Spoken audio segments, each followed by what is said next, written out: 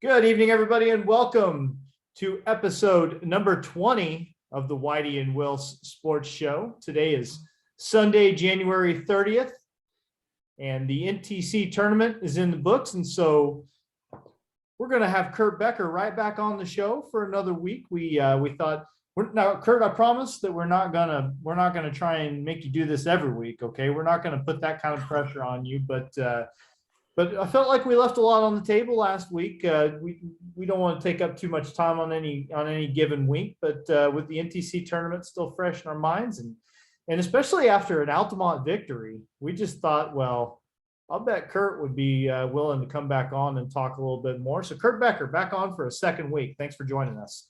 Well, I appreciate the chance to come back, gentlemen.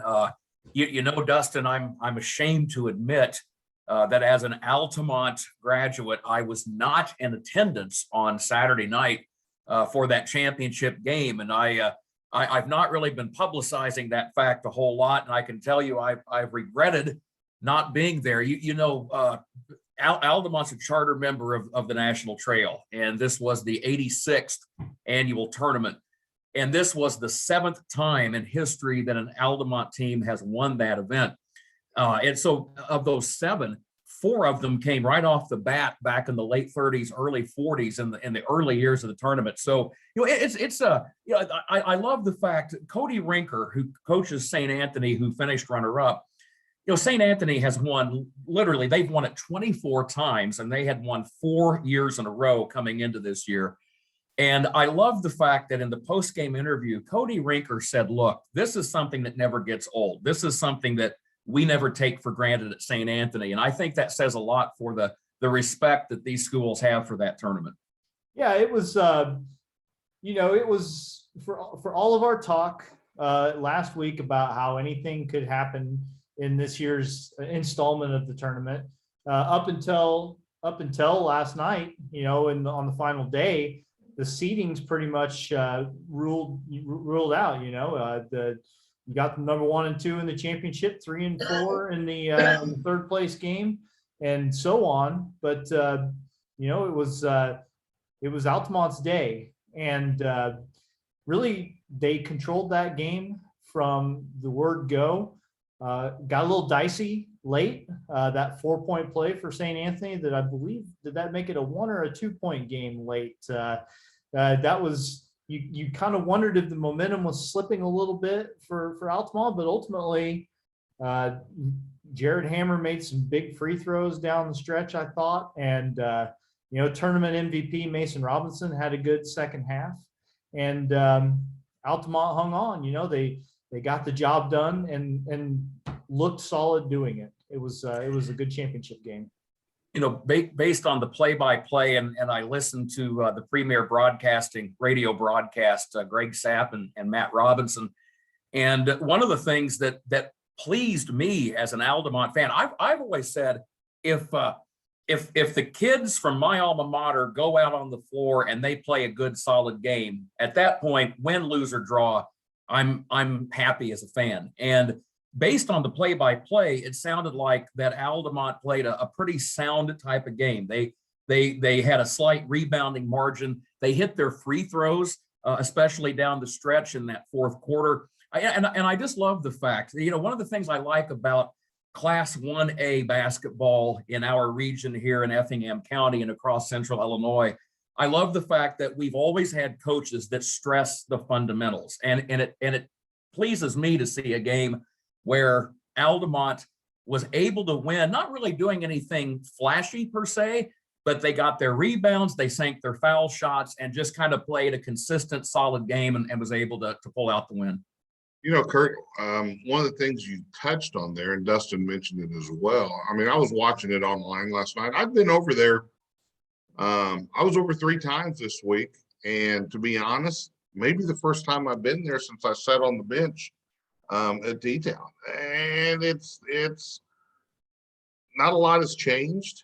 The atmosphere is still good. Crowds were pretty good when I was there. Now I saw last night online, looked like they had a tremendous crowd for the final game, which is traditional. I mean, it always is. But it was, we talked about it, how competitive the whole tournament would be. It's why we don't bet in Vegas, because, everything went pretty much chalk, because well, maybe. But I think the biggest factor last night was Altamont keeping Kyle Stewart off the offensive glass. And Kyle's not a physical person. I got kind of caught up in watching old basketball, and I dug up a couple old tapes and watched some battles I had with the wooden shoes back in the day. And I watched Rich Bories and Craig Wessendorf tear my kids' arms off and just destroy us on the boards. Kyle's not that kind of a rebounder, but he's so long and keeps the ball alive. He doesn't get as many clean ones as he does it. He'll tip it up in the air one time, and then he's quicker at hopping and going back and getting it. And I thought them beating North Clay, when I saw that game, St. Anthony North Clay, the difference in that game was St. Anthony on the offensive glass. They got some putbacks, got some second chances. And I thought Altamont did a really good job. And it wasn't just Coleman. I mean, it was all of them. They did a good job last night. And St. Anthony, it almost looked a little tired, I thought, at the start of the game. Sometimes you get so hyped for a big game, you got kids tugging on their shorts 3 minutes into the game. They spent so much energy and adrenaline getting ready to go.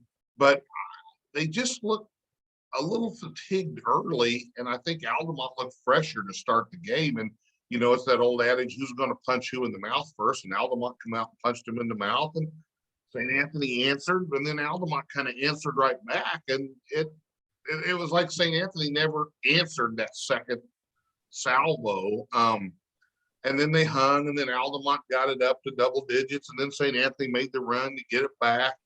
But it just seemed like they just were hitting on like 7 cylinders at times. And again, Altamont, I thought, played a really good ball game, really sound. Wasn't a lot of, oh, look at that silly mistake, or man, that's going to come back to bite them. I thought they just did a pretty good job, and both teams did. It was just like, St. Anthony was just really from the get-go just hitting on 7 of 8 cylinders. And Altamont took full advantage of it. Great game. Well, Greg Sapp, when he interviewed Coach John Nieberge of Altamont after the championship, Greg pointed out to John, he said, it's tough enough to win one of these games, but he said you not only won, but he said you guys led from start to finish against the 4-time defending tournament champion. And John Nieberge said, if you had told me beforehand that either team was going to be able to go out and just go wire to wire, he said I wouldn't have believed it. Now, guys, here's the thing. Somebody asked me shortly after the game the other night, I got a text, and somebody said, as an Altamont graduate, what does it mean to you that Altamont won this game? And one of my first thoughts was, what it means to me is there's a game coming up on Tuesday, February 15th at the Enloe Center, and I have a feeling the Bulldogs are going to be looking forward to that rematch. And I know Altamont will too, but guys, I think people need to put that on the calendar right now. That ought to be a fun game.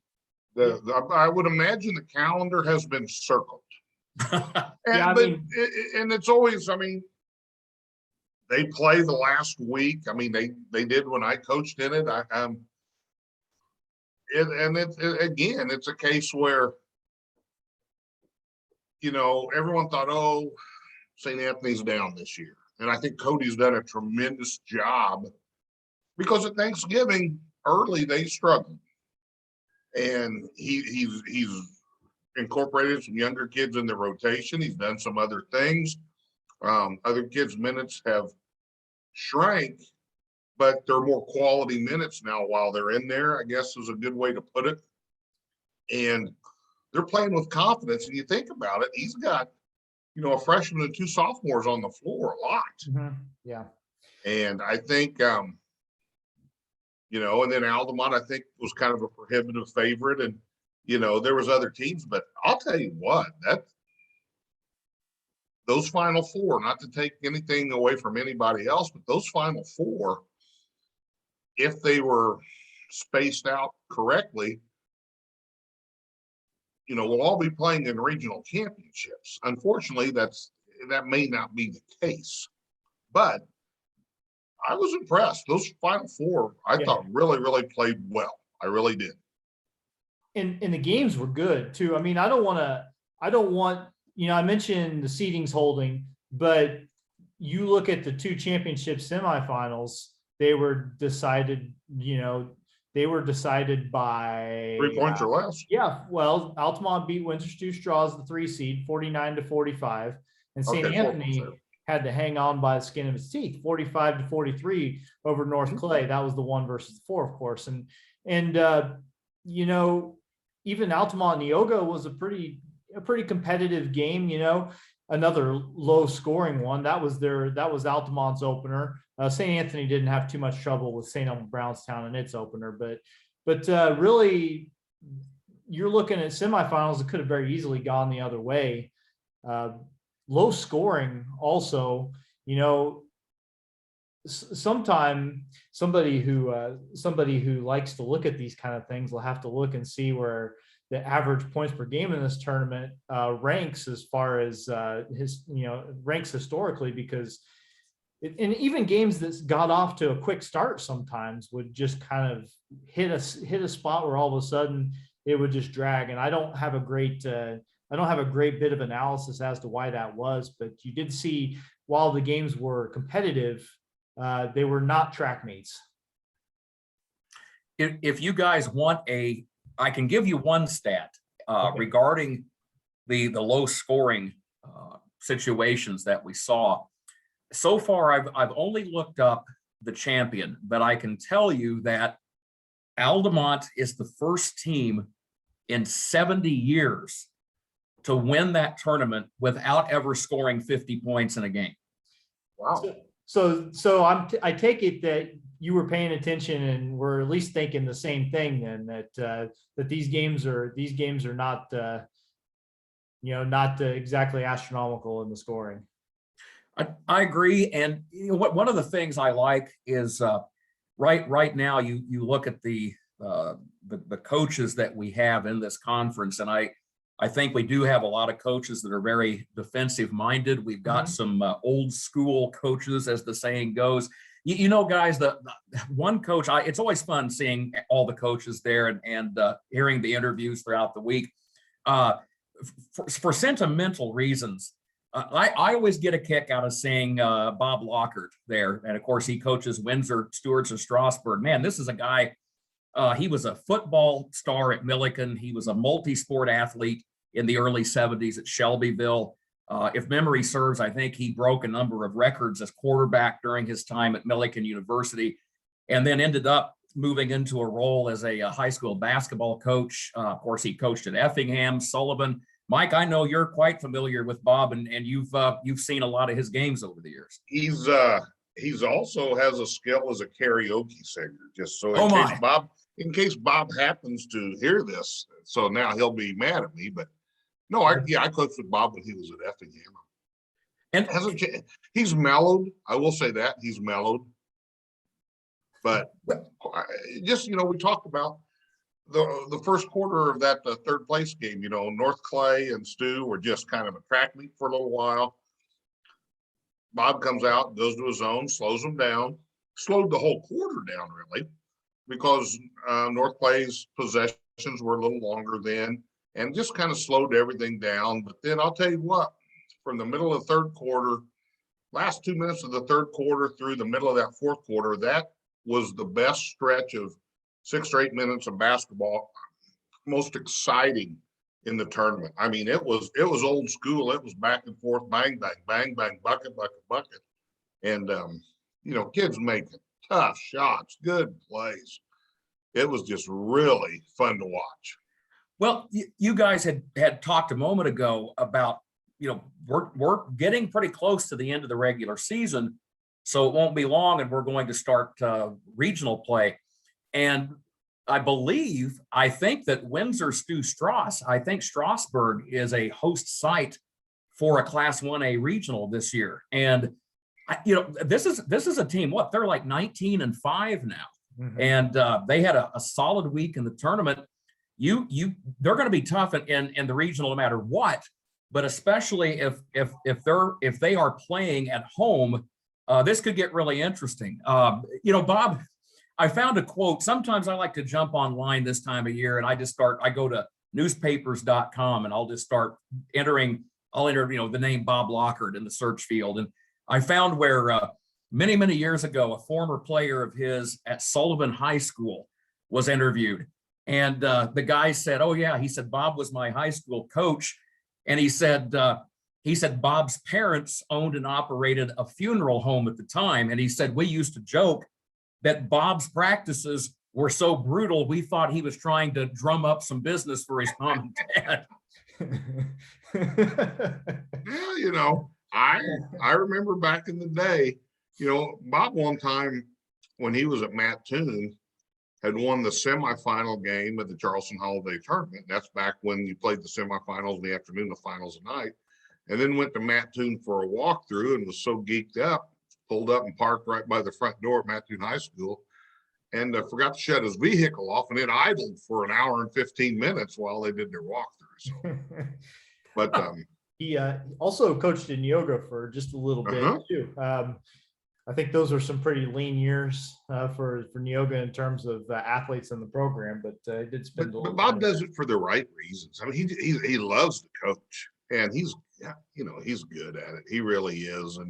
And watching that, I was really impressed. I talked to him briefly after that third place game, and when you look at those sectional complexes, the northern half of this one, I got to think they're probably going to be a 2 seed in the whole process, and they're going to kind of be the top dog at one site and Tuscola at the other. I really do. Yeah, I don't know how it's all going to shake out, but you look at this NTC field and you look at the seasons that most of the teams have been able to compile so far. A lot of success, really, even getting down toward the bottom. I mean, St. Elmo Brownstown's the 8th seed in this tournament. I mean, they've got 12 wins this year. Mm-hmm. Cowden Herrick Beecher City is 9-14, pretty respectable.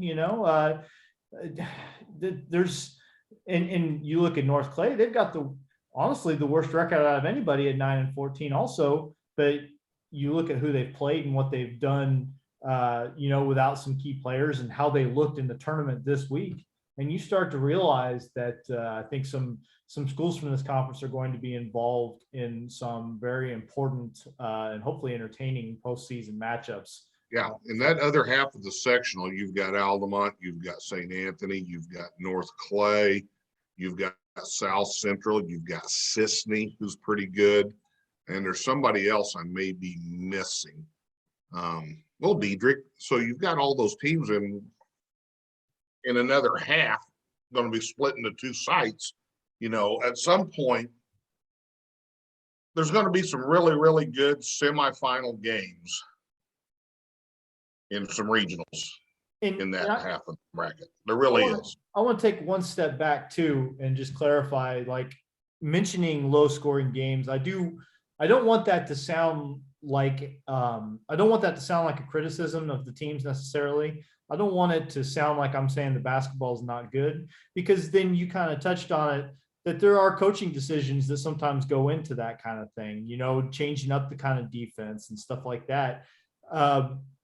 There's outside influences on that. It's not just that kids can't score. I mean, obviously, I don't think that scoring is what it used to be, but I don't want that to be an indictment or anything like that. I think that compared to the region, I think the basketball at the NTC tournament was very good. I think that you'd be hard pressed to find a conference in this area that is playing a league tournament that had as many solid teams in it as this one did. So I just want to make sure that we're all on the same, that I'm understood on that one too.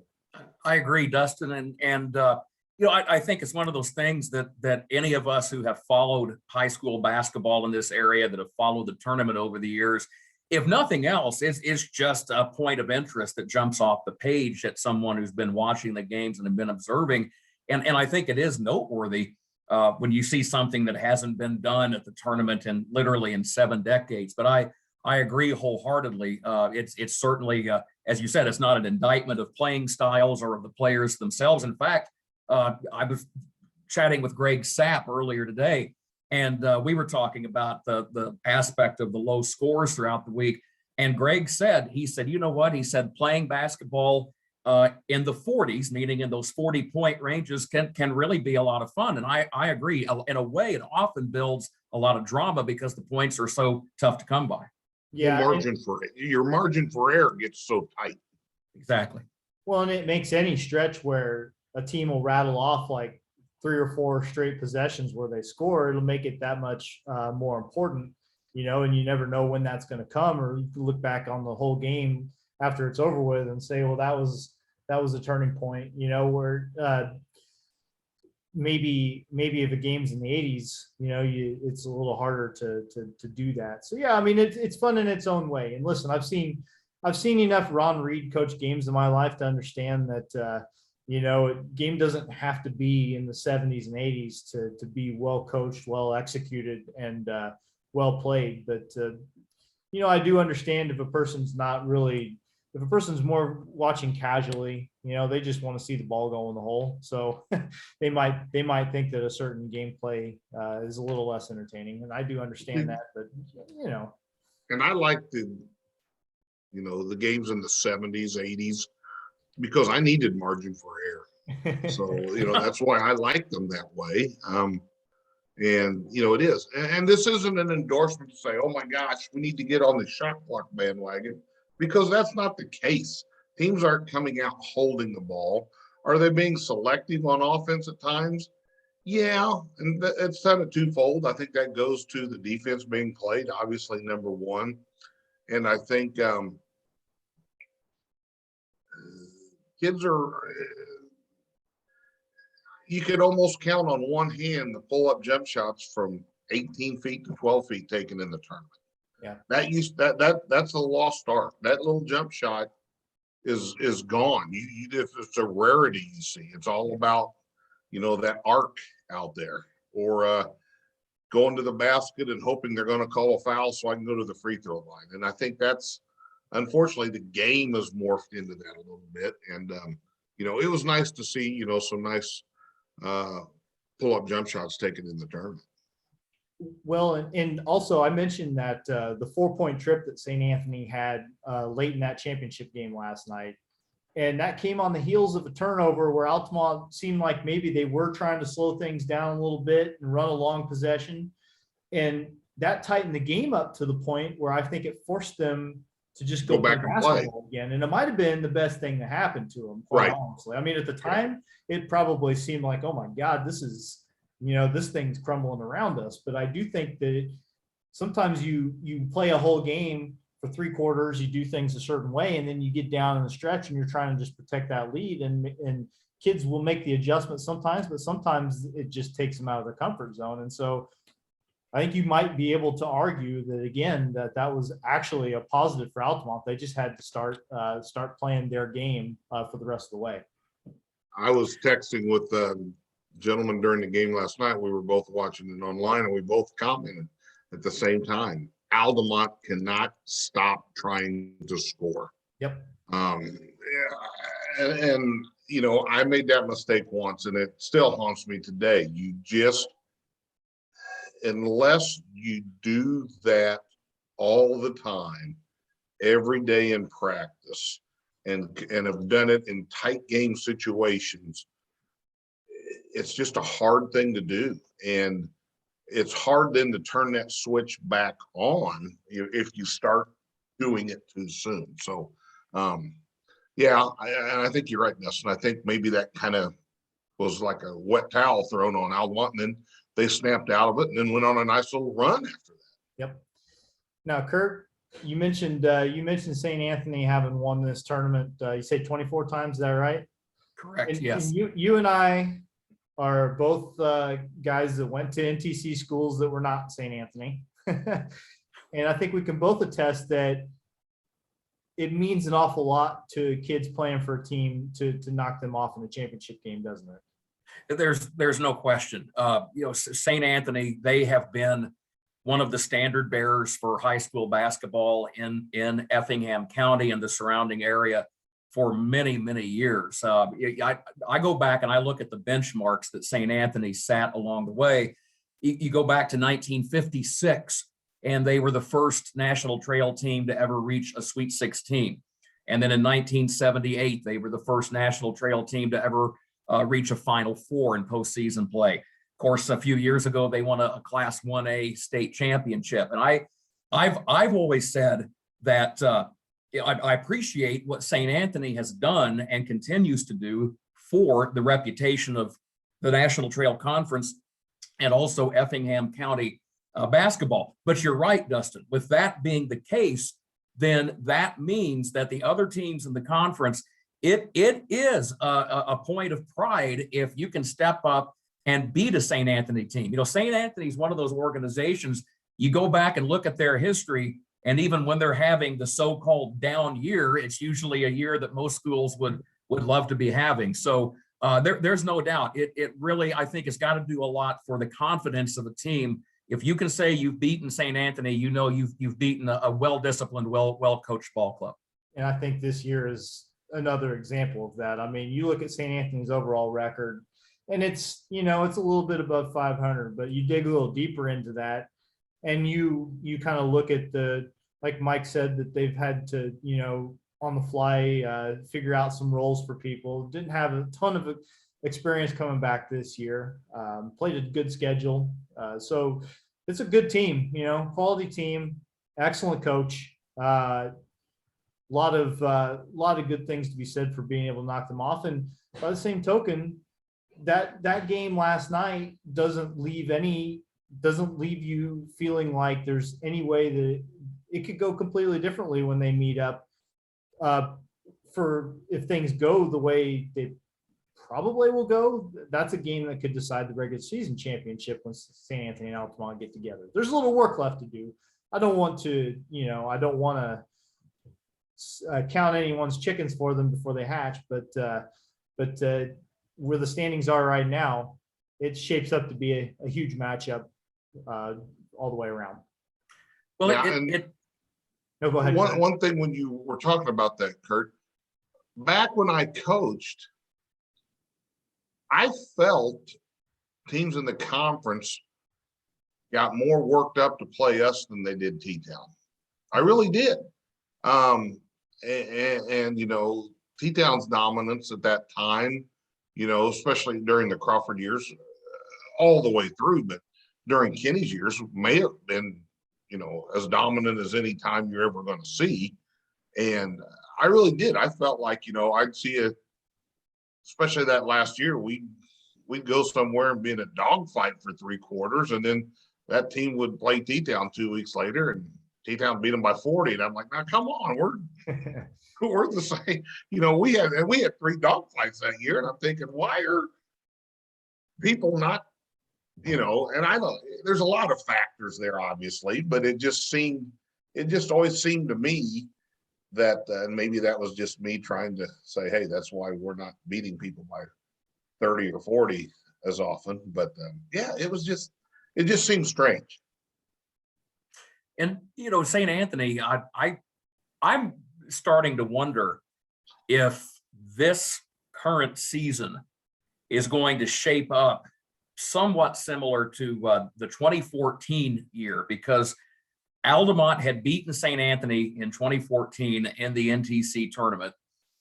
The regular season conference game was played at the Enloe Center. Altamont ended up with a win there. And, you know, as an Altamont guy, I remember coming away thinking, wow, this doesn't happen very often for us. This is fantastic. Well, there was one more game to be played, and it was in the regional up at Nokomis. And I can still remember that game, St. Anthony and Altamont, nip and tuck all the way, and came down to the last play. And with about 9 seconds to go coming out of a timeout, St. Anthony inbounds the ball, and a kid brings the ball up the floor, drives the entire length of the floor all the way to the hole, and as time expires, lays it off the glass and in. Altamont's season was over. And I, you know, I hate bringing up that memory as an Altamont guy, but it illustrates the point. Yes, you're right, Mike. I think teams do try to get worked up when you get a chance to play a team like St. Anthony with their history. But man, oh man, it's tough enough to beat them once, much less twice, much less, 3 times in a season. That's a big chore. Oh, I agree 100%. And it's one of those things. I think we have a lot of teams in the area, primarily, in the NTC, that have a chance to make a deep run. I really do. Because as well as I do, once you get on this part of the year, there's always a team you'll see in a sectional. Oh, look, they're 24-3. Well, who have they played? They haven't been in these knockdown dragouts. They didn't have to go play Stu in the tournament, or, they didn't go to Diedrich and escape with a buzzer beat.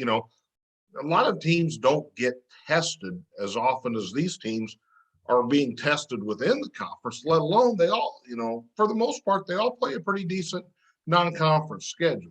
So, that's one of the things. I know Dustin goes back to our first show when we had Dad talking about, there's always somebody from the area, it seems like, makes some type of a run, and everybody tends to get behind. So I think it's going to be interesting, and I think we have some exciting times still to come. I really do. Yeah, I'm looking forward to it. And that's even, there's still some regular season games to be played besides that St. Anthony Altamont game that I think could be pretty interesting. St. Anthony and South Central, they play a week from this coming Tuesday, and South Central has shown the ability to play a really good disciplined game and knock somebody off. I think they've got the people on the right night to make that a good game. Neoga and North Clay, Neoga and Altamont still have a regular season game to play. Doesn't Altamont and Stu still have a regular season game to play? Yeah, that's correct. So again, there's that's on Friday the 18th. So that's like the last day of the regular season. Stewart's and Strasburg, the problem for them is that they've already got 3 conference losses. They played that game with South Central and lost by 15 points, missing a ton of kids. Like, they were missing both Wittenbergs. They were Sam Vonderheide was the only one of their regular, scoring contributors that was in that game. And that's kind of a problem for Windsor Stew Straws in terms of the conference standings, because St. Anthony hasn't lost yet and Altamont's only lost 1 game. So that doesn't mean, though, that won't be a really important game, because Windsor Stew Straws, even if they're on the outside looking in for a regular season championship, they could still play spoilers. And plus, they're going to have a regional coming up the next week, so they're going to want to have some good momentum going into that. So yeah, no, that would be a good game you would want to see. So no, there's some good ones there. You've got St. Anthony undefeated, Altamont with 1 loss. North Clay has 2. Does anybody else? South Central is sitting at 4-2. South Central has got. Okay. So those 4 teams have 2 losses or fewer. Yep. So there's some interesting ones that have come up yet. Too early to probably, yeah. I guess probably too early to put too much on that Altamont St. Anthony matchup. But by the same token, if you're making me call something right now, I'm going to say that's the big game in the conference this year. And don't forget, St. Anthony's got a big game February 4th. They've got T-Town this week. That's right, and doesn't have the conference implications anymore. But I'm guessing they'll fill the gym up just the same over at that one's at the Inlow Center this year. So there'll be plenty of room, and yet there probably won't be plenty of room. I bet I'm going to go out on the limb and bet it's noisy. It's going to have to get played first, though. That's the only thing that. Yeah.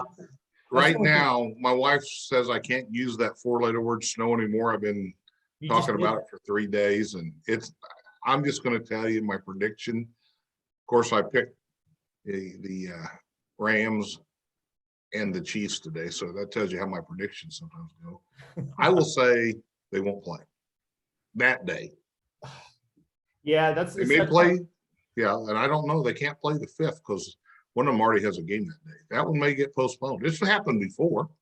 Yeah, it's that time of year where you have to really work hard to try and get those games rescheduled. And sometimes, especially non-conference games, sometimes it just falls by the wayside because, there's not enough days left in the season to do it. But I got to figure that one won't fall by the wayside. I got to figure they're going to. That may be a Sunday afternoon at noon played at the Parish Center, but that one won't go unplayed.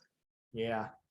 I don't know, Kurt. We've talked about the current installment of the NTC quite a bit, but part of the reason that we always that we thought of you last week and we thought of you this week is that it's a league with a lot of history, and we touched on it last week, but still feel like there's plenty of ground to cover. Is there anything interesting that this week's games or this season? Are there any interesting tie-ins, to NTC seasons past? Well, one of the things that struck me following the tournament over the course of the past week, there are so many schools in the conference now that are boys basketball programs that are either the result of school consolidations or, if not consolidation, a sports cooperative agreement. And I thought, there's a big plus there because, frankly, that's one of the things that's helping the National Trail Conference not only survive but thrive. Those partnerships and those arrangements have been tremendous. I will also say this, Dustin, you can identify with this. You're a Neoga graduate. I'm an Altamont graduate. Those are two schools that are charter members of that conference. They've been there since day one. And I would encourage Altamont fans, Neoga fans, same could be said for Dietrich, even though they're not a charter member of the conference, but any program that has not yet been affected by a cooperative arrangement or a consolidation, don't ever take for granted the fact that you can still go and see the name of your alma mater, your hometown, emblazoned on a jersey. I mention that because it's such an important part and has been for a lot of these communities, the sports identity in their high school and being able to see the name of your town kind of on full display out there when those games take place. And again, I'm grateful for the other arrangements that have allowed schools that no longer were able to sustain that independent type arrangement, that they're able to keep going in a cooperative arrangement or a consolidation. So that's terrific. But to those who are graduates of a school that have not yet reached that point, be grateful for that. Don't ever take for granted being able to go sit in the gym and taking the pride and literally seeing the name of your alma mater on a jersey, just as it was when you were in school. Yeah, Neoga, Altamont, and St. Anthony are the only schools in the conference who don't have some affiliation, correct? Past? South Central used to be Farina and Ken Mundy. North Clay consolidates with Clay or co-ops with Clay City, and I really didn't know that till Matt and I did the broadcast. Dietrich would be the other one. There were 7 charter schools that formed the National Trail back in the 1930s. I'm trying to think alphabetically: Altamont, Brownstown, Cowden. There were those 3. There was also Neoga. That's 4. Stewardson. There's 5. Teutopolis was a charter member. So there is 6. And St. Elmo. So there's 7. So we still have, of course, obviously T-Town leaving the conference about 10 years ago, but a lot of those other charter schools are still involved just through different arrangements. But yeah, you're right, Mike. You've got St. Anthony, which came on board. They joined the conference, I think, in the 49-50 season. Okay. And I think they had an independent status prior to that. And they might have even, I'd have to go back and check. I'm tempted to say St. Anthony might have actually played one season, maybe in the Midland Trail. That's correct. Does that sound right? That's true. So, that's true. But it is interesting how everything has evolved over the years. But you're right. As it stands now, as far as charter schools that help form the NTC, Altamont and Neoga are the only 2 remaining that have not had their composition altered, so to speak, by some type of other arrangement. Well, in conferences are I mean, to this day, like, I mean, and it's been especially rampant the last 10, 15 years. I mean, they're just getting blown up every 2 or 3 years, it seems like. And it's, Well, and that's a football situation. So they've been, NTC's been immune to that as much because they haven't been affected by football. But then the Midland Trail really had neither, but then that one got blown up years ago as well. Well, Midland Trail added all those schools in the deep south to the point where your North Clays and your Diedrichs were like, that's a lot of driving on a Tuesday night. Why does this make any sense for us? I mean, that was perfect for those schools are perfect for the NTC. They really are.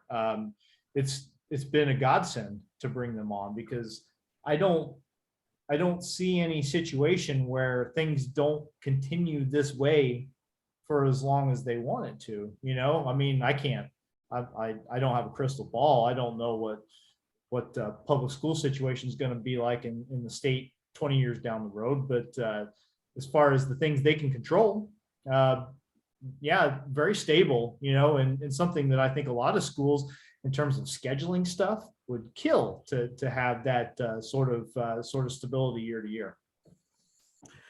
You know, guys, one of the things that it's funny how one's perspective changes as the years go by. And I mentioned that because I can remember in years past, before Dietrich and South Central and North Clay joined the National Trail, I remember there would be times in postseason play that one of those schools would pop up and knock off an NTC school. At the time, I think, who are these upstart punks? Who do they think they are? Now, when they go out there, now it's like, yeah, these are our guys now. Now they're cool. So it's been great to have them come on board. It really has.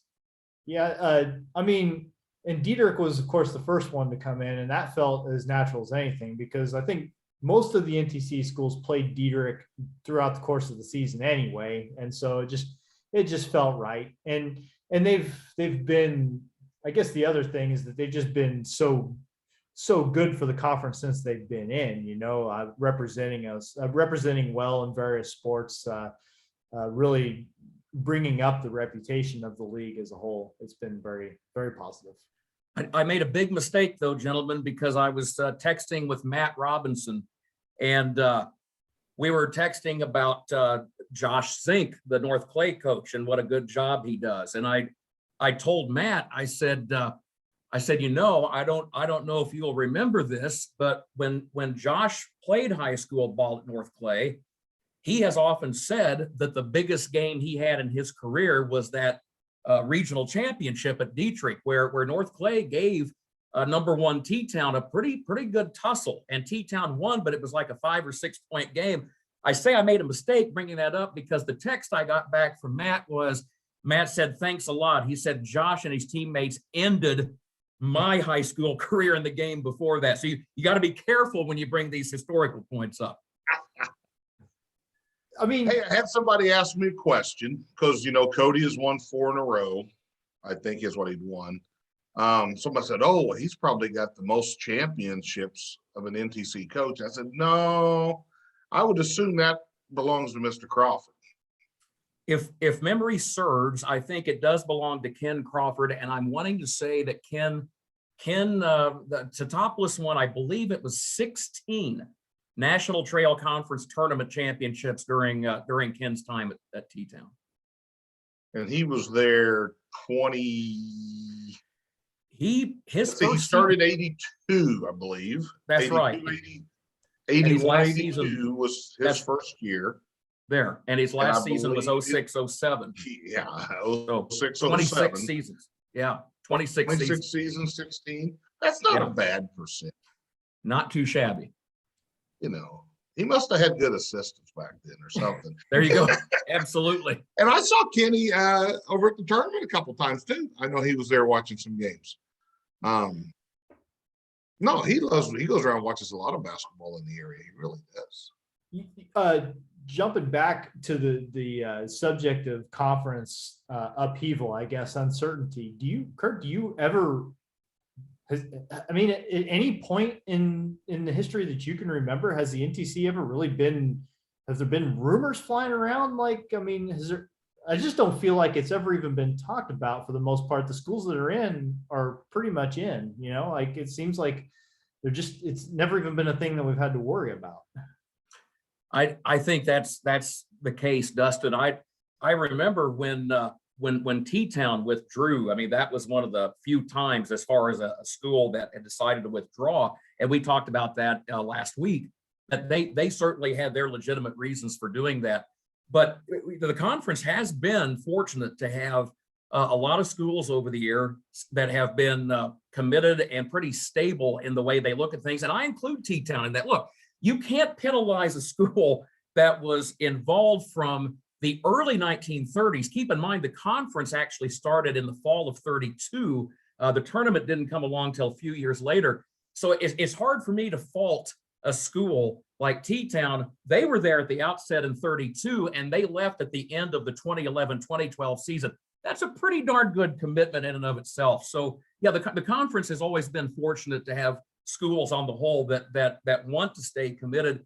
And I think that seems to be the case with the schools that have come in from the Midland Trail. They as much, and I know those schools, they have fond memories of those years in the Midland Trail Conference, and I know that as they should. But I love the fact they've really embraced their new role in recent years in the National Trail Conference. Yeah.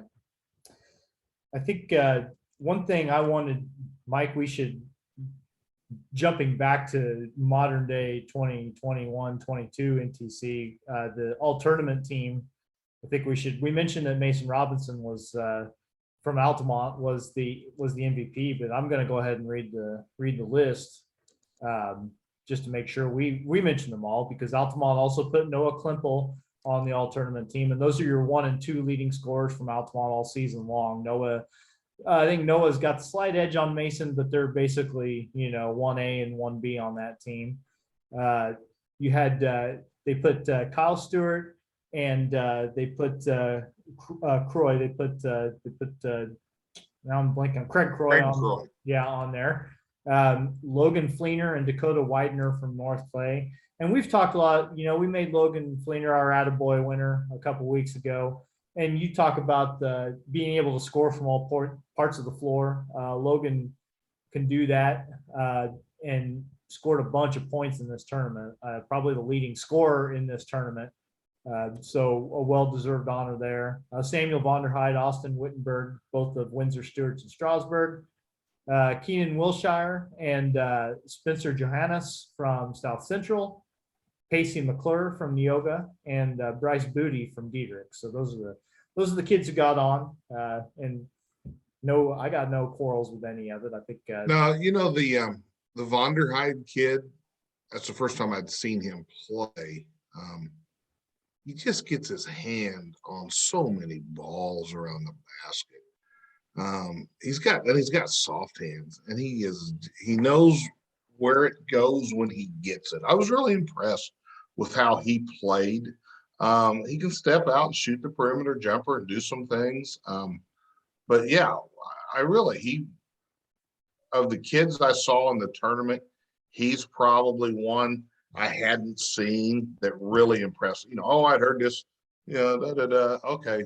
But he lived up to billing from what I had heard. I was very impressed with how he played.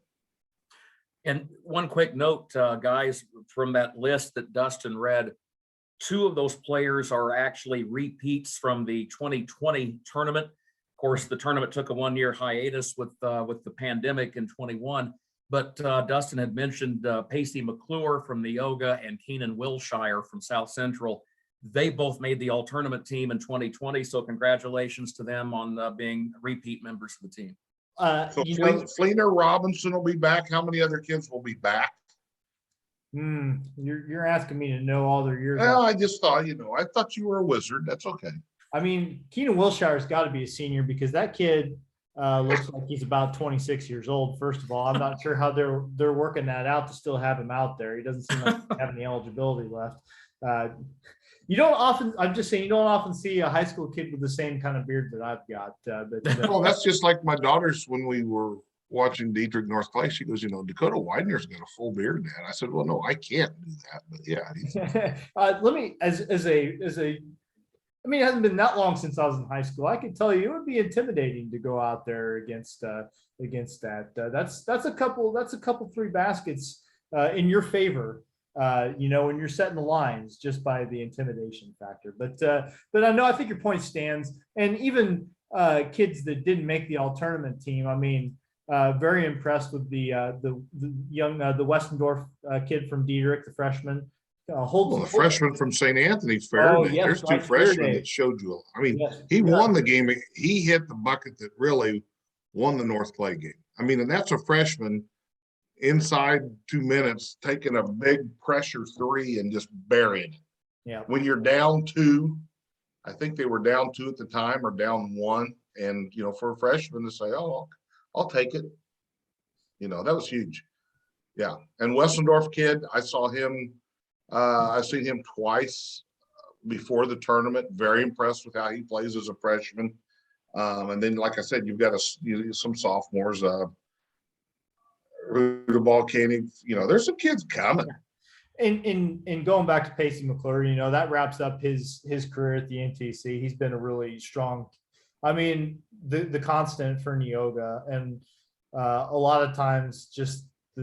When they get a win, it's because of something he did, 1,000-point scorer, really, really solid basketball player. So glad to see him get on there one last time. But solid group, solid group on the all-tournament team. And like you said, some names that we'll see back there again. Kurt, I have an all-tournament team question for you. Yes, sir. 4-time all-tournament team. Oh my. I'm going out on the limb, and I'm going to say Colton Boer. Yep. St. Elmo. Yep.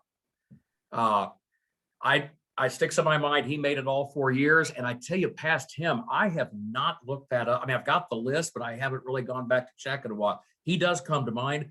And I say St. Elmo. I lose track of the years, and I don't recall. I think he would have been. It was still 5, 6, 7, and 8. Yep, there. He was 5, 6, 7, and 8 because I faced him as a freshman. Okay. And he was dominant for a half, and then we said, "Okay, this was in the regular season," and we said, "Okay, this is over. We're done." And then Jordan Kerner said he's not going to score anymore. So, but yeah, he was a nice man. He and I joke about that when we see each other. But I don't know. Boy, of any 4-timers. It's maybe a Mitch Custer. I don't know. Consider it a homework assignment, but we'll give you. There we go. We'll give you a little time off before the next time we bug you about it. But appreciate that. We do appreciate you coming back on. We've kept you for an hour. I don't want to take up too much more of a Sunday evening for you, but one thing that we didn't do last week that I want to give you a chance to do is just kind of tell everybody what you're up to now. I mentioned it in my little preview write-up of last week's show that you're a guy who's worn a lot of professional hats over your career, and I'm just kind of curious, like what it is that you're doing at the moment. Right now, next thing up that I've got on the agenda is a visit to the Auto Club Speedway in Fontana, California, coming up at the end of February. Still do some play-by-play with Motor Racing Network, covering motorsports on the radio, and work a few more weekends with them in March. And then in April, head back onto the horse racing circuit, announcing thoroughbred races primarily in Lexington, Kentucky at Keeneland Racecourse. So that's one of the things I really like as somebody that grew up a high school basketball fan. I love the fact that the way my schedule as an independent contractor usually falls is I love the fact that I can often be home during these winter months to go to games and kind of keep track of things. Before I go, fellas, I don't want to drag your podcast down into controversy, and so I will apologize in advance. I have heard a horrible rumor that Dustin, your co-host, Mr. Wilson, may have at the tournament at least one night may have sat in Lynn Cool's courtside seats. So I'm just throwing it out there. I don't know if it's true, but I heard rumors to that effect. Well, I have a good story for you. The first night we were sitting there and seats were open and we sat in row 2. He admits it. Oh yeah, I admit it. We sat in row 2, and those are I can't remember their names to say, you know who it is, because I know she works with I think she does a lot of work with the County Fair Queen pageant. Oh, sure. Dale and Carol Lau, I'm guessing. Is Yeah, who is they're that? sitting behind us. And, greatest thing that happened in the evening was they asked me where I get my hair cut because her husband has lost his barber retired who does his flat top, and they were admiring my haircut. So I joked because we kept the seat warm until he got there. And then I said, well, I'm pretty sure Lynn sits here, but he's over here with Jeff Ricknick. So I'm just going to sit in Lynn's seat because nobody's going to come in and tell us to move because these are Lynn's seats and he's over there. So, and then I told Lyle, I said, hey, I kept your seat warm. I told you where to get your haircut, and you haven't listened to Lynn all night. So I've done 3 good things for you. So yeah, we were in Mr. Cool seats, and you got to be paying attention. You get a ball in the chops there, or a kid saving a ball in your lap. But it was, I talked to him a little bit a couple nights, and I'm guilty as charged. I have to ask, did any of the buttons burst off of Lynn's shirt when his grandson Noah Klimple was named to that all-tournament team? I mean, I thought that was really a neat moment because Lynn obviously played in the NTC and played for Altamont back in the early 60s. And I imagine that it had to make for, just seeing the team win, number one. But then the icing on the cake was no doubt for Lynn to see his grandson make all-tournament. I thought that was neat. And his grandson can shoot it. I bet better than Lynn did. Well, and on pretty that, good. And on that note, I mean, I gotta say, Matt Robinson does a great job of not letting you know that he has got to be exploding on the inside watching his son win the tournament MVP. I mean, Matt goes so far back in the NTC. He's called every one of these games for years and years. It means as much to him as anybody. And then to see his son go out there and do that, I can't imagine how he was feeling. And yet you wouldn't know by listening, and that'd be hard for me to do. I don't know. Matt and I did Altamont at North Clay. And after the game, we're walking to the car, and I said, Matt, I want to tell you something. I am so impressed with your ability not to be a homer. That's not what I'm meaning. But if you were just a person listening, you would have no idea that Mason is his son.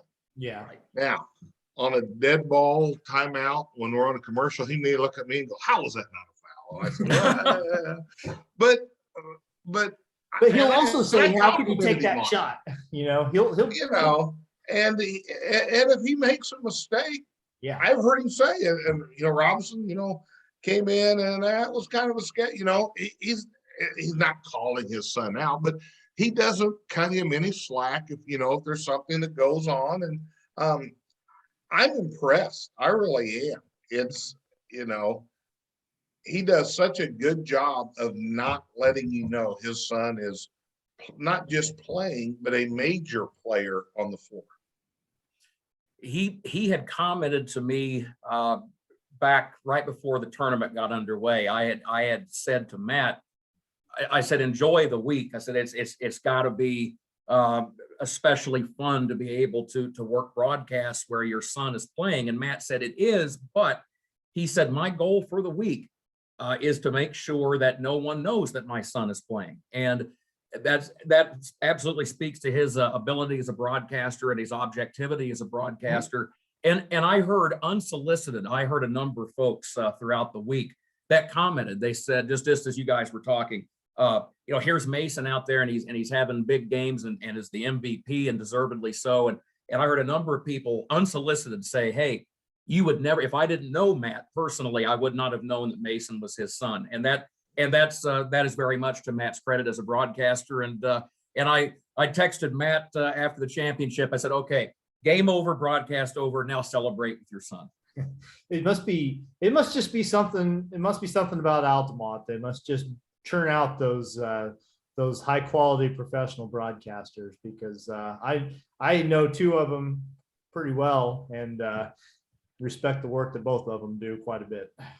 Well, I tell you guys, I was fortunate because growing up in a household with someone who was in the announcing game, with my dad being involved in the horse business. I tell you the other thing about my dad, he loved high school basketball, and he loved that National Trail Conference. And I've always said that Dad was kind of ecumenical, so to speak, because Dad enjoyed all of the National Trail teams. Altamont first and foremost, because he went to school there, but he had taught at Beecher City. He had taught at Teutopolis. He had worked with contractors from the St. Anthony of Padua Parish when he built the laundromat that he owned in Effingham. And I always enjoyed that. You know, he kind of, I credit my dad with broadening my perspective to my dad, especially when postseason began. It was the same way with the Big Ten. He was an Illinois graduate, but when that postseason began, he wanted to see all the Big Ten schools do well. And it was the same with the National Trail. When that postseason began, it tickled him to no end to see an NTC team make a deep postseason run. Well, Kurt, we appreciate you taking the time. I think we got, we're probably going to have a short discussion on the rest of the games around the area this week, but we won't make you try and chime in on any of that. But we're glad you took another week with us. We'll wait a little bit longer for next time we ask, but I'm guessing somewhere down the road it's coming. Fellas, I appreciate it. It's always good to be on with both of you. Thanks for what you are doing for Central Illinois and Effingham County sports, for the National Trail, for all the schools that you're covering. It's important. As we talked about earlier, there are so many folks that enjoy high school sports here in Effingham County. It is important to the identity of these schools and these communities. So thanks for what you guys are doing with the podcast, and we look forward to seeing the podcast continue to grow. I appreciate the kind words. Hey, Kurt, you're now tied for appearances with one Larry Wilson. So oh my goodness, you're tied at 2. Speaking of Hall of Fame broadcasters, You're tied. Please give my best to your dad, Mike. I will. I will have to text you. He wanted me to ask you a question off air, but I'll text you. So please do so. And I still want to get by and see his sports den and his home. He's invited me several times. I need to take him up on that. It's quite, you know, my best part is the old newspaper Sam Rickelman basketball preview picture of Mike McCollum in those old stretchy rayon, whatever material, that flammable material was, coaching shorts all coaches wore, you know. That's my favorite. As it should be, absolutely. Thanks, Fellas, Kurt. you. I appreciate you both. Thanks a lot. All right, thanks, Kurt. Again, that's Kurt Becker, guy who knowledge of local sports pretty close to unparalleled, besides maybe the Mr. Wilson that we were just talking about, but guy that we're lucky to have be able to be willing to take the time to talk with us. But I thought, we've been NTC heavy on this show, and we're already at like an hour and 10 minutes or something like that. So we're not gonna get too crazy with our breakdown of the rest of the week. But you and I got a chance to work a game together Friday night. The Teutopolis Effingham girls game that always takes place on a Friday during the NTC tournament. So that was fun for us to get a chance to get on the actual airwaves and do a game. And the T-Town girls won that one by 10 after beating Effingham by 19 at the Christmas tournament up in Charleston. A game that really, I think halftime it was tied, and you could have seen either team coming out with a win. But yeah, it was a game I felt T-Town was a little sluggish in the first half. Relied heavily on Caitlin Shoemaker getting their buckets, and she was about the only person scoring for them in the first half. Yep. A lot of other people stepped up in the second half, and I think that was the difference in the ball game. They became multi-dimensional. And I thought that was good for them.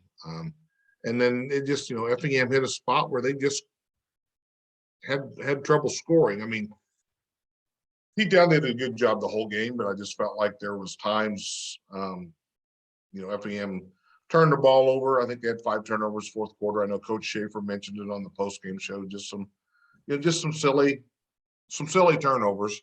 and at inopportune times. And it was kind of a deal where T-Town was just going score, stop, score, stop, score, stop. And then pretty soon we had a 10, 12 point game. And it was one of those games where you didn't see Effingham. A 10-point lead was a 18-point lead, the way the game was being played. Now, the T-Town girls, both of those teams, in fact, had to turn around and play tough games on Saturday. The T-Town girls played Breeze Central, and that was surprisingly one-sided. 63-34 was the final. Breeze Central getting the win. And then keeping in the Clinton County theme, they're going to have to turn around and play Mater Dei tomorrow night, Monday night, which would be another tough game. A team they've already played once. They played beat them at Highland. So yeah, beat them in the 5th place game at the Highland tournament. So T-Town girls are 16-7 on the year. I know Lori feels like there's some games that she would have liked to have won. Obviously, Lori she thinks she is the kind of coach who thinks that they should be 23-0 right now. I mean, that's kind of just that's the attitude she approaches it from. And more often than not, they're pretty close to that. But they've got some tough matchups left. They've got Bloomington Central Catholic on Friday night, so that's always. I don't know anything about Bloomington Central Catholic other than that's going to be. Not going to play. They're not going to play. Oh, because of the snow. Yeah, right. We have 30-40 mile an hour winds coming in Thursday afternoon and into Friday. So we're just going to pretend. We're going to pretend. Get your milk and bread now, Whitey. I'm just telling you. The Effingham girls, meanwhile, then they had to play Mahomet Seymour on Saturday and played them. 48-37 was the final. Mahomet beat them. So that's a tough stretch for Effingham. They play Mattoon, T-Town, and Mahomet 3 nights in a row, lose all those games by 11 points or less. And those are, I mean, like I said on the broadcast Friday night, almost 60 wins already between those 3 teams. And by the time the season's over with, it's going to be closer to 70. That's a tough stretch for Jeff's team. And for anybody. Well, sure. But, they didn't win any of them. But by the same token, I don't think they can look at those scores in the way Jeff talked about the Mattoon game. I just don't feel like win or lose, you can hang your head about competing across that stretch. No, but we back in the day, I knew a coach who would be quick to tell you, hey, T-Town only beat me 11. They still beat you. You really, the moral, a moral, those, no. And if coach starts hanging their hat, we played the 3A school and they beat us, but you got to beat you want to beat everybody in your schedule. A moral victory or a moral, it was a moral victory because we played them so close. Maybe those are rare. And too many people sometimes hang their hat on those, or hey, we only lost by this much. Well, last I checked, there's no point spreads. The one thing I will say is that Jeff's not going to do that. No, and Jeff's not going to. No, and that's what my long-winded point there. I got distracted by Cooper Cup. My long-winded point there was that, a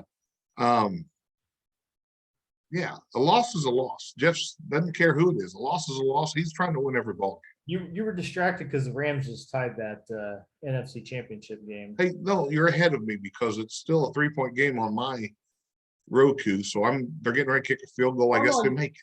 I'm on YouTube TV, so we should be about the same delay. Anyway, Effingham, the good news for them is that they got Charleston Tuesday night, and Charleston is 1-18 on the year. So I'm not gonna beat up on the Lady Trojans too much, but Effingham has beaten them once this year, twice maybe because they probably played at the Christmas tournament too, and should beat them again. And that'll.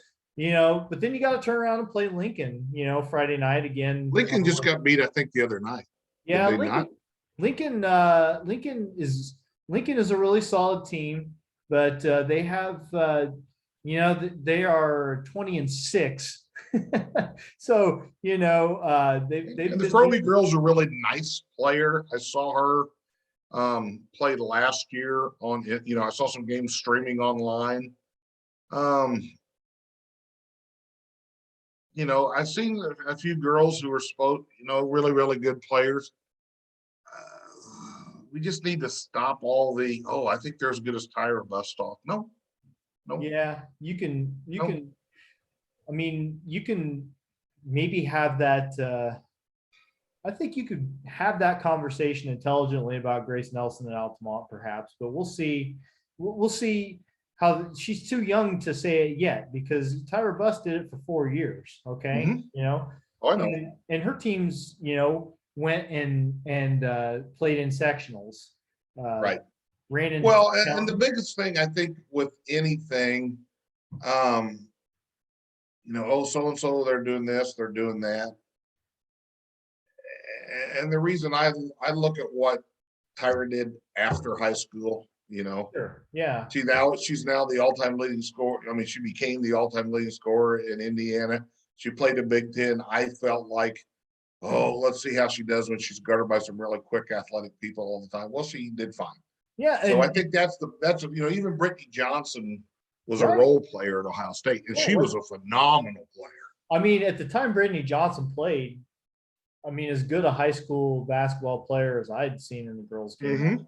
Yeah, you know, Blair Harding, incredible player at Effingham, you know, and she played in Missouri, and she played a lot at Missouri, but you know, she wasn't that the man. She wasn't the, you know, she was a good player at Missouri and did a good job. It's tough, but it's very rare that you have someone you see at a high school level then go to a college level and excel. Yeah, absolutely. I mean, you know, Molly Harkey was a kid my age from Neoga she's one of the best basketball players our school's ever had, boys or girls, you know, and she went to Bradley and it was a different, you know, it's just a different thing, you know, it's a different thing. You go there and you're not the biggest fish in pond anymore. That's right. You're a small fish in a big pond all of a sudden. And it's got nothing to do with you. Like, it's not to say that you're any less of a player than you were before. It's just that the competition level rises so much that I don't think that most people can even understand how much different it is to go play. I mean, the people who've really gone on to, you know, probably a Mitch Arnold, you know, who was all West Coast and did great things at Fresno. You know, obviously Uwe and then things, but you know, maybe a Leon Gobzinski, the career he had at Millikan. You know, I know Brett Niebury had a really great career at Wesleyan. Eventually didn't start out, you know, it was slow starting out, but had a great career. But yeah, on the basketball floor, I mean, a lot of times the really, really strong players in this area, then when they go at the next level, it's so hard at the next. There's so many factors. And the one is that, you know, now you're on a team of 15 or 16, 17 kids or men or women who are all as good or better than you. Yep. Whereas before, you know, you're the person. And, you know, it's interesting. So are we ready? Anybody else? Are we ready to go to Attaboy? Well, let's real quick. You just mentioned Effingham boys didn't really do anything this week. After Salem, they took a little time, but they're making up a game with Lincoln tomorrow night, Monday night. That's a conference game. They've also got Mattoon and Mahomet this week. Mattoon's supposed to be Thursday. Mahomet's supposed to be Saturday. Those are all home games, by the way, for Effingham. So good chance to get out there and see them. I know they were riding pretty high after winning the consolation championship at Salem. So, you know, big week for them in terms of the conference. I know that, you know, winning a conference championship is not in the cards, but they could still knock some people off, make for some. They may be shorter player too. I don't know what you mean, but injury bug. Yeah. Real quick, T-Town boys got a win over Taylorville Saturday, 54-50. Lost to Mater Dei Friday night. They did lose to Mater Dei on Friday night. That was a close game. Lost to Mount Zion on Tuesday night in another close game. Mount Zion's really good. Like Mount Zion's lost one non-conference game. Mount Zion has some young kids who can play. Yeah. They are going to be a team to reckon with starting next year. Yeah, the Apollo is going to run through Mount Zion for the next couple seasons. I don't, unless something strange happens. We really kind of touched on what's coming down the pike for the NTC boys already. I will mention that on the NTC girls scene last week, Neoga got a big win over CHBC on Monday night, which means that 3 in a row losses for CHBC. yeah, they did turn around and beat Windsor Stew Straws Thursday night. But what you're looking at now, Neoga's got Altamont tomorrow night, and that's going to be a tough game. They played Altamont and Neoga played a double overtime championship game at the NTC girls tournament that Neoga eventually did win, but it was anybody's game to have. If Neoga can pull that one out, and I think if CHBC and St. Anthony kind of take care of business, you're looking at 3 teams with 1 loss in the conference standings. And they've all beaten each other because Neoga lost to St. Anthony, but St. Anthony lost to CHBC, and Neoga beat CHBC. So I think for Neoga, that game against Altamont tomorrow night is probably going to end up being your chance at sharing that regular season title 3 ways with those other 2 schools. St. Anthony still has Brownstown, St. Elmo, and North Clay. CHBC still has Brownstown, St. Elmo, and I think that might be their last conference game. But just kind of reading the tea leaves a little bit, those are games that you would think, based on the way things have gone, that those teams win. That makes the Neoga Altamont game a pretty big one tomorrow night. So I just wanted to get that out there. That was a big win. They'll play that tomorrow night. Things the rest of the week are on. I think, yeah, Wednesday's when it starts to get dicey. Wednesday's when it starts to get dicey with the weather. So I think we've kind of covered, kind of hit everything. We should probably mention that Newton played in the championship of the LIC tournament, ended up getting beat by Olney 57-30. Yeah, ended up 18. Yeah. Olney staying undefeated. They've won just a lot of close games. Yeah. I forget who they played. I happened to see it I saw the highlight on Twitter. Somebody had them tied with the ball to go the length of the floor with like 3 seconds, and Olney stole the inbound pass about the volleyball line. Kid took a dribble, went up, hit a layup at the buzzer to win by 2. I mean, they've had some Fairfield because they only beat, yeah, it was Fairfield, and then they beat Effingham, played them tough late. St. Anthony played them tough late, so you St. know Anthony played him down to man too. So yeah, but I mean, it's hard to argue. Hard to argue with 22-0. Coach Flanagan is one of the best coaches around. He does a tremendous job. It's just they just keep winning some close games. I think they beat Robinson, gave them a heck of a game in the LIC. Yes, that's true. That's true. 36-29 was the semifinal score between Olney and Robinson. Yeah, the good thing is they know how to win. Yep. I guess. Yeah, and Newton. That reminds me, one interesting thing I should mention: Newton and T-Town are supposed to play Tuesday night. That's a game, a rematch from the Christmas tournament. Newton and T-Town played, and Newton was able to win that one. But there's some obvious intrigue in that matchup because of who's involved. And where's that at? Is that at Newton or T-Town? That one is at Newton. Okay. Newton, I haven't been over to Newton's gym in a while, but that's a fun place to see a ball game. It is the thing about that gym, and I don't know why, but my teams always shot well there, Dustin, and not just against Newton. I mean, whoever we played, it's just I like the shooting background there. I think it's really good gym. And it's a fun gym. It can get noisy. Yep. All right. We're running long. So we have one piece of business left to take care of. And this week, I think both of us probably knew that we were going to be paying mostly attention to the National Trail Tournament, and that the Attaboy this week was probably going to originate from how things shook out there. But at the end of the day, we've already talked about this kid some, and you and I talked before we came on, and again, Logan Fleener's already been our Attaboy once, and he was probably the leading scorer at that tournament and had a fine tournament. And you could say that about a lot of kids there, but there's only one MVP, and I think that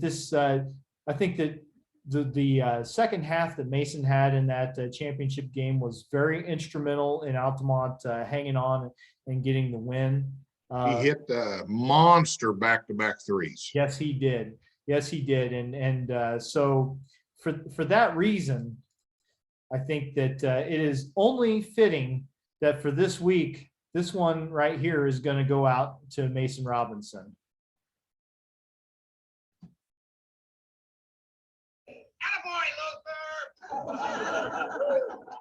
You'll have to forgive my media player for taking a second to open up. Whitey, that was the second NTC pause of the weekend there. So, but that's deserving. Again, we'll have to.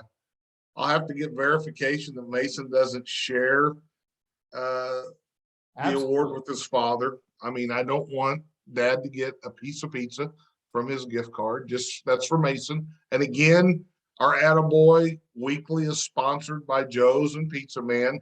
We take turns, and we thank them a lot. I mean, the kids are more excited knowing they're getting a gift card than knowing they were the Attaboy of the week, because they say, I mentioned the podcast, and they're like, huh? Yeah. So congratulations to Mason on his Attaboy this week. Well-deserved. He really was. Had a nice tournament. And he did. And he's a good player because he's a good kid. Obviously, in spite of his father, he's a good kid.